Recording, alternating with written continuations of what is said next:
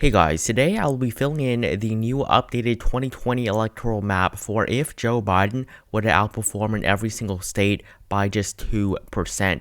Now, the reason why this is not entirely impossible is because, as you can see right now, Joe Biden leads on average by 10.5%. He started off in the month of March with a margin of 3.8% over President Trump, which means that his lead throughout this entire campaign cycle has increased by 2%. Literally 3.5 times.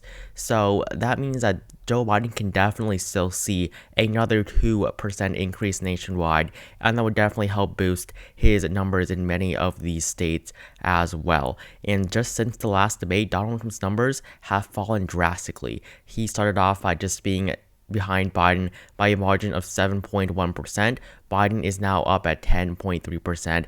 That is a 3.2% increase for Joe Biden in just the last 2 weeks. So today we'll be filling in this electoral map if Joe Biden were to improve in every single state by just 2%. And before we start, I'm just going to say there are only 2 states where Donald Trump now leads by a margin of over 20% as a result of this 2% shift for Joe Biden. Now, before we get into it, make sure you join my Discord server if you have not. The link is at the very top of the description below, so make sure you join that. You don't miss out all of the events that we're having there. So, yeah.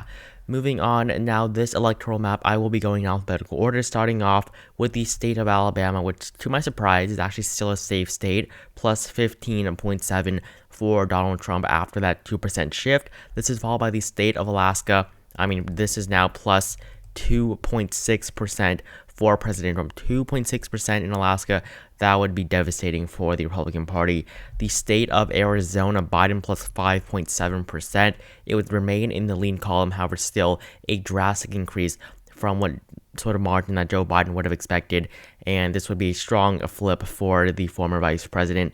And then next is the state of Arkansas. Trump would lead by 12.3%, just 12.3%. State of Arkansas is no longer solid for Donald Trump. Even on the actual polling average, Arkansas is now only polling in favor of the president by 14.3%. However, after this shift, Arkansas would become a likely state for the president.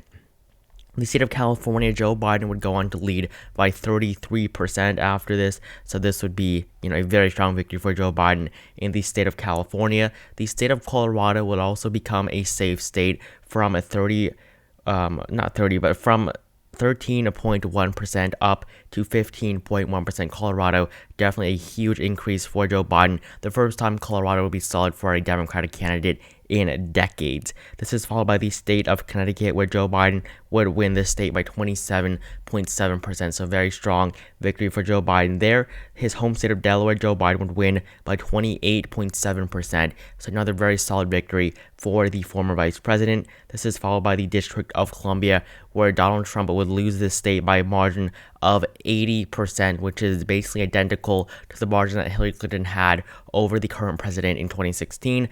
DC has never ever voted for the Republican Party in a district-wide election, so there's really no surprises here. The state of Florida, Biden would win by a margin of 6.2%. It would remain in the lean column for the former vice president. However, this would be one of the largest margins we've ever seen in Florida in the last couple of decades. Florida is always a very, very close state. 2000, it came down to just 500 votes. Barack Obama was never able to have a strong victory in this state either, nor did Donald Trump in 2016, nor did Bush, nor did Clinton. So the state of Florida, this would be a record-breaking victory for Joe Biden, 6.2%. The state of Georgia, Joe Biden would win by a margin of 3.2%, so that would also be in the lean column for the former vice president. The state of Hawaii, Biden would win by 32.6%. That would be another solid blue state. The state of Idaho, Trump would win by a margin of just 18.7%. That is a tiny margin. 18.7% in the state of Idaho. Donald Trump won the state of Indiana by a larger margin in 2016 than the lead that he's seeing in Idaho right now.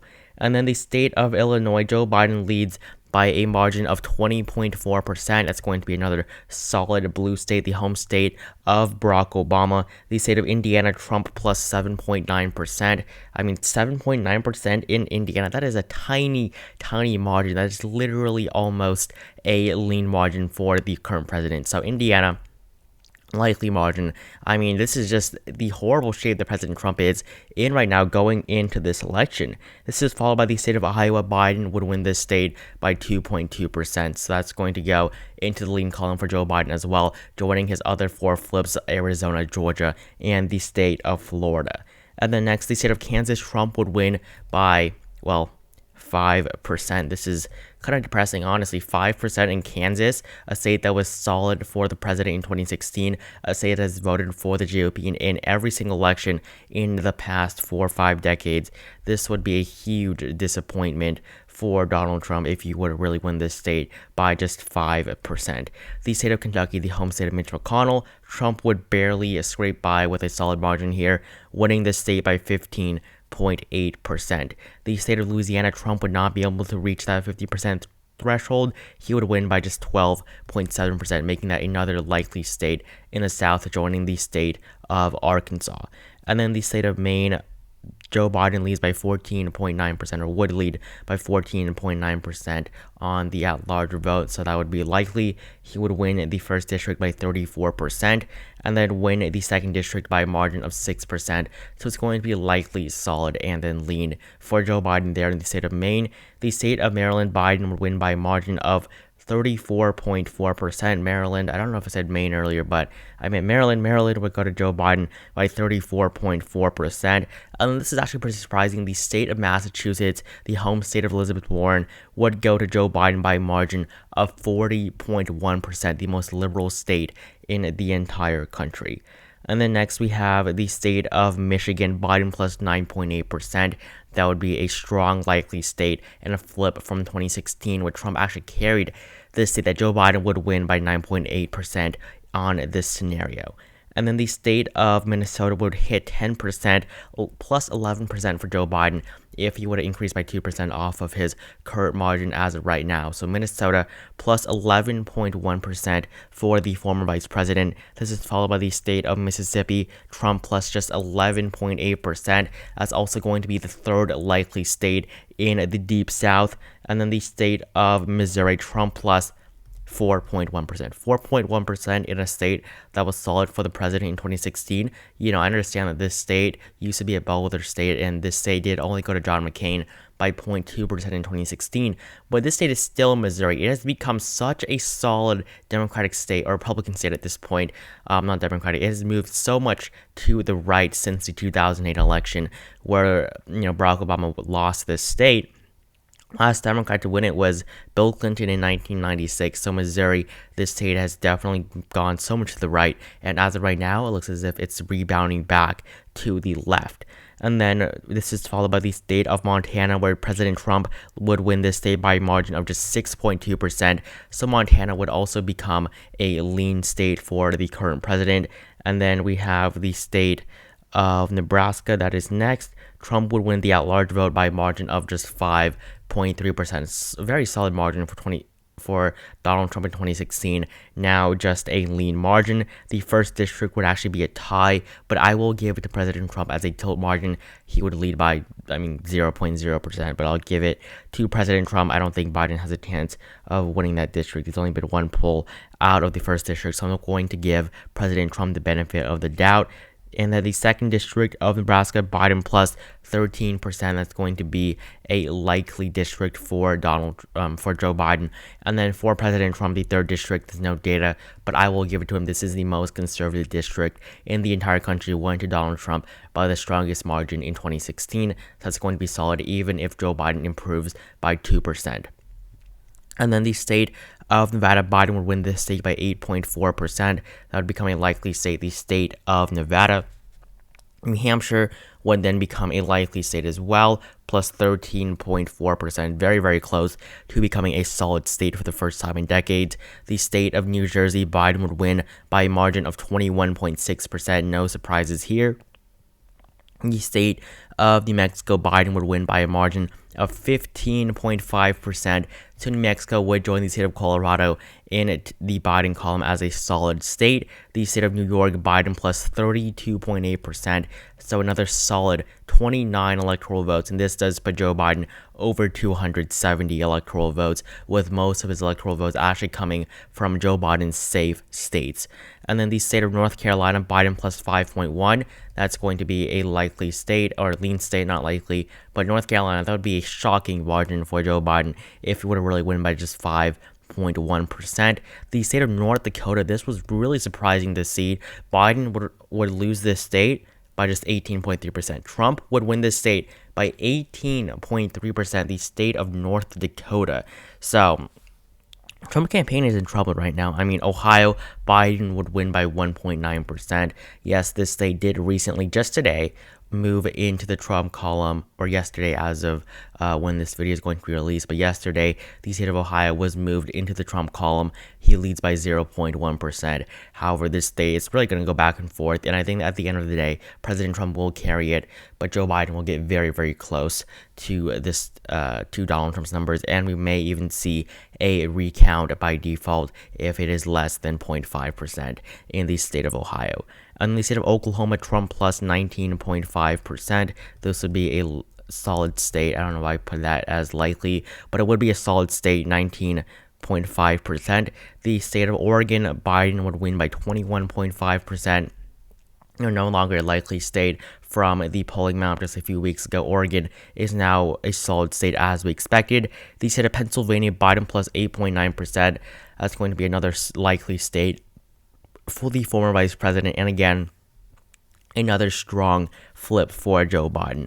This is followed by the state of Rhode Island, Biden plus 32.2%, and then the state of South Carolina, where President Trump would win by a margin of just 5.4%. The GOP is having large amounts of trouble in this state. I mean, they're doing horrible in the state of South Carolina. Lindsey Graham is underperforming so much. He won his seat by 17 points in 2014, and now he is down in the polls against Jamie Harrison, who has also broken the all-time record, $54 million in 1 month raised for a Senate campaign. That is staggering for Jamie Harrison. I mean, $54 million from the state of South Carolina alone. I mean, that is just unbelievable. I mean, of course, not just from South Carolina, but the grassroots donors would all be from the state of South Carolina. That really just shows how many people want Lindsey Graham out for his hypocrisy, regarding the SCOTUS confirmation hearings. And then this would be followed by the state of South Dakota, Trump plus 12.2. South Dakota, which is literally located between North Dakota and the state of Nebraska, to the right of Wyoming. South Dakota would be a likely state on this map. And even if we were to fill in this map based on polling data, South Dakota would still be a likely state for President Trump. This is a state that went to him by probably 30%. I mean, that's not a stretch at all for Trump's 2016 numbers. And now Trump plus 12.2. This is just getting stat at this point. The state of Tennessee, Trump would win by 11.3%. This would again be another likely state. Sorry about that. So Trump 11.3% in the state of Tennessee on this map. This is followed by the state of Texas. You guessed it, Joe Biden wins by 0.6%. This would be a tilt state, putting Joe Biden up at 375 electoral votes. The state of Utah, Trump would win by 9.7%. That would be a likely state. 6 electoral votes for the current president. This is followed by the state of Vermont, where Biden would win by 35%. The home state of Bernie Sanders will go to Joe Biden by a margin of 35%. And then the state of Virginia, Biden plus 15 points for Virginia. Yes, this would be a solid state on this map, a state that Hillary Clinton had a lot of trouble winning in 2016. I mean, on election night, you will see people were worried as to whether or not Hillary Clinton would be able to pull off a victory in the state of Virginia, where literally her running mate Tim Kaine was from.